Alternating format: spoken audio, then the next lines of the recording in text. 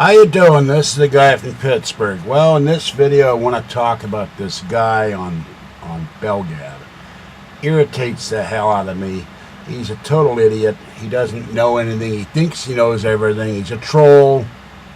And yeah, he constantly makes off-topic ad hominem attacks on me. His name is Yorkshire Putz, but I call him Yorkshire Putz. And recently I commented on after I think it was FreeArtBell'sBumperMusic left a post about his father being a Marines, and I mentioned that my downstairs neighbor is a proud Marine, former Marine, or he's not retired because Marines consider 20 years to be retired, but he's a Marine and proud of it. He's got all his Marine stuff down in his living room, and he even gave me his Eagle, Globe, and Anchor thing off of one of his caps, so I've got that in the living room. The pin snapped off. But we're friends. He's proud of his Marine service. I once had a partner. We were repairing disk drives in a small business in Sacramento. He was a former Marine. He was proud of his service. And my girlfriend, Kathy, her father was a Marine in World War II. He was a staff officer. Never saw combat, but he had the picture of his Marine, him in his Marine uniform on his desk all his life till he died. And this idiot says I'm name dropping or trying to bask in their glory. No, I'm not. I know these guys, or I knew them. And I honor their service. And the Marines are tough, and they get the dirty jobs that the Army and no one else does or wants to do. And another thing, he started bringing up the SAS and the Commandos. Well, the SAS, the Commandos, the Rangers, the paratroops, all of those are creations of World War II. The Marines were doing amphibious operations long before those guys were in diapers. And they were going all over the world. And if you go back to the history of Marines, even before there were United States Marines, there were British Marines. And they conscripted and got people from the colonies to do Marine operations under British generals and British admirals. So Yorkshire Putz doesn't know anything what he's talking about. And he can't tell me or try to school me in military history either, because he'll lose. Now I want to show you some stuff here briefly, just to give you a representative idea of the stuff I either have or subscribe to. There's America in World War II. I got more, but these are just ones I dug out. I subscribe to these. World War II. That's my emphasis of interest in military history, is World War II. Here's Military History Magazine. Get these every month. Hold on. Then we have this. Now I have one for the Navy, the Army, and the Marines. I gave the same one to my neighbor for the Marines. This is the Army, by the Army Historical Society, and it's a huge book. And then I'm going to show you some other stuff. I know Marine history.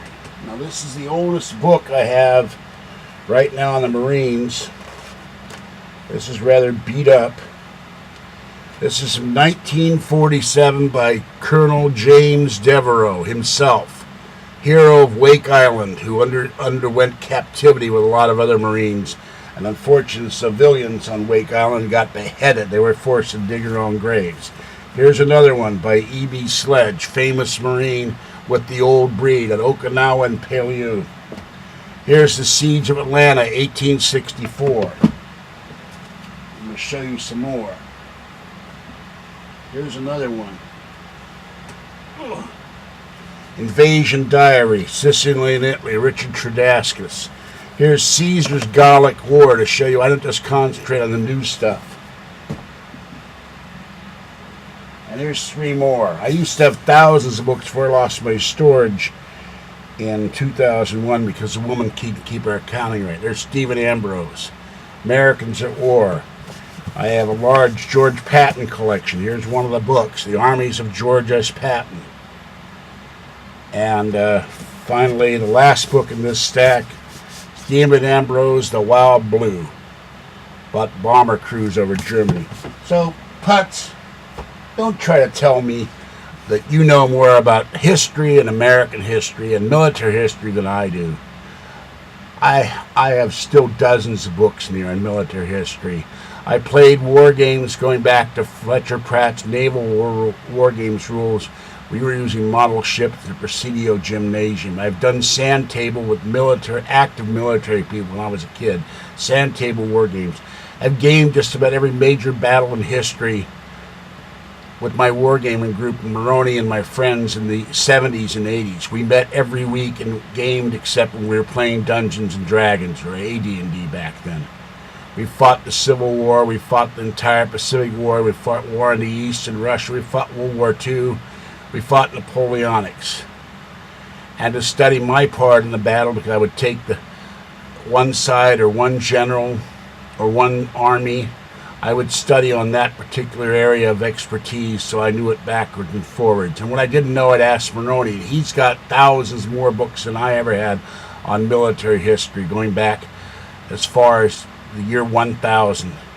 He knows a lot more about history and military history than even I do. And my major was history in college. I took every course at American River College, Laney, and San Francisco City College in history, except for ethnic studies. And the only reason I didn't take ethnic studies is all ethnic studies courses are so indoctrinated by leftist thought and ultra-leftist professors that it's ridiculous to even attend them, because they're not about ethnic studies, they're about brainwashing.